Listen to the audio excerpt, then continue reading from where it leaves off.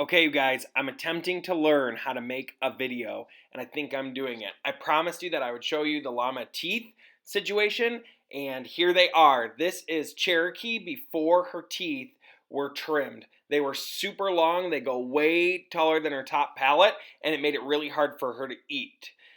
So here she's in our restraining chute. Those are the vet's hands. We took these photos. You can see how long those chompers are.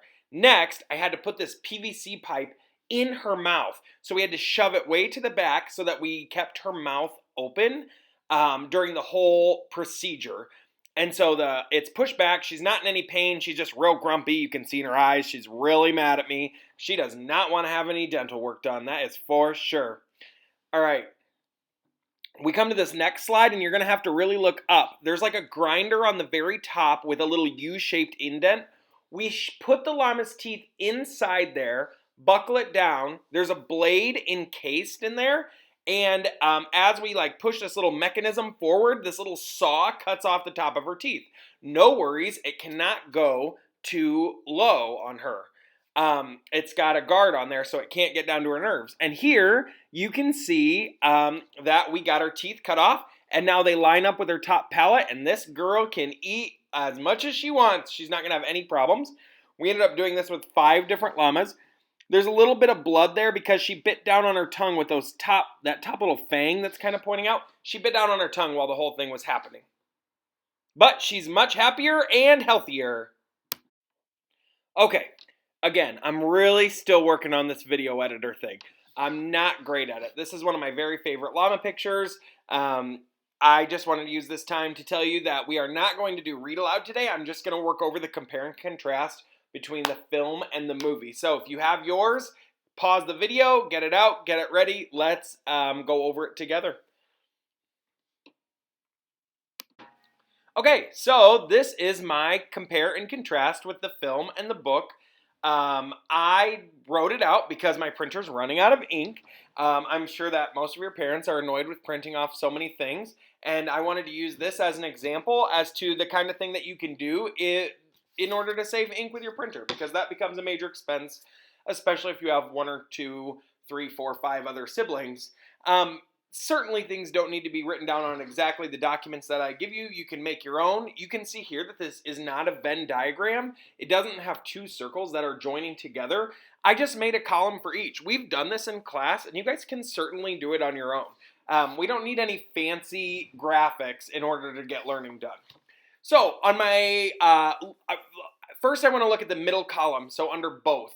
I just listed a couple examples for each. I know that this is not everything that happens, and I'm sure that your Venn diagrams will have several more things.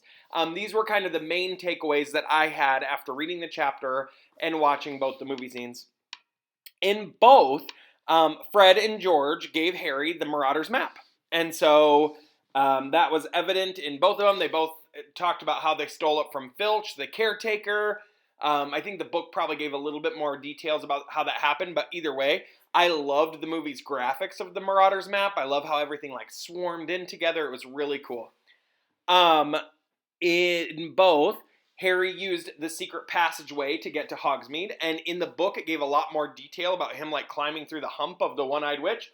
But in both, he used that passageway, and he came up in the cellar of Honeydukes.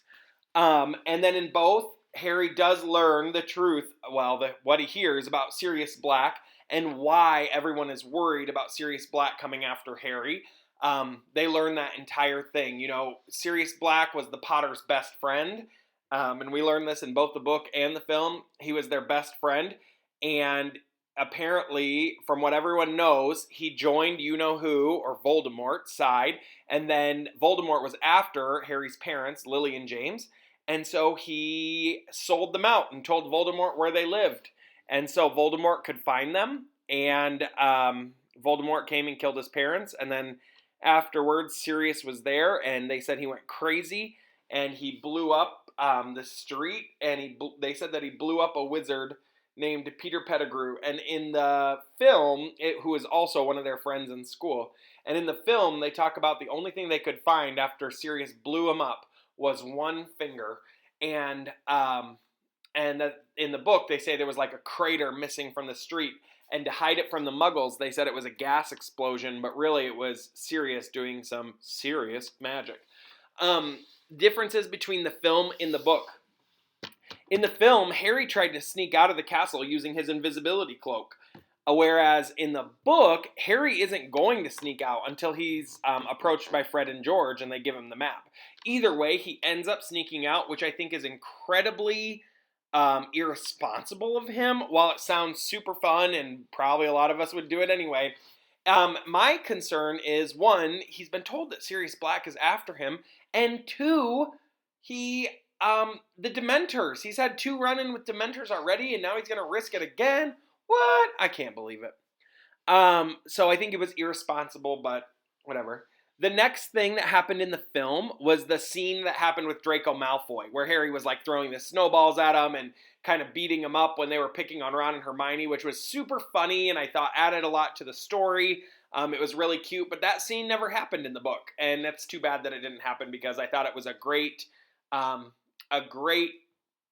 funny piece. So anyway, I commend the movie. Usually I don't like the movie more than the book, but I thought that scene was really great. Then in the film, Harry goes into the 3 broomsticks by himself, and he sneaks in with his invisibility cloak, because in the movie, those shrunken heads that we saw earlier, we saw similar ones on the night bus. They were like, no underage wizards allowed. So if you're under 8 or under 17, you can't come in. And so Ron and Hermione like couldn't go in, but because Harry had the invisibility cloak, he slipped right past him. And then in the film, Harry, so he went alone, and then he also followed the teachers up into like some attic room. It wasn't just in the regular bar where everybody else was. And Harry didn't have any butterbeer in the film. And butterbeer is not like an alcoholic drink. There's no beer in it. It's like a cream soda or a cream soda root beer. In the same way where it's butter-flavored cream soda that's served warm. Sounds weird, but that's what it is. And then in the very end, Harry gets really dramatic and he swears revenge on Sirius Black. Whereas in the book, Harry meets up with Ron and Hermione in Honeydukes in the sweet shop, and he doesn't have an invisibility cloak, and he's looking at all the sweets. Remember, they like talk about the pepper imps and the sugar quills and all the cool things like that. And the book gave a lot more details about the town of Hogsmeade and how cool this magical town was.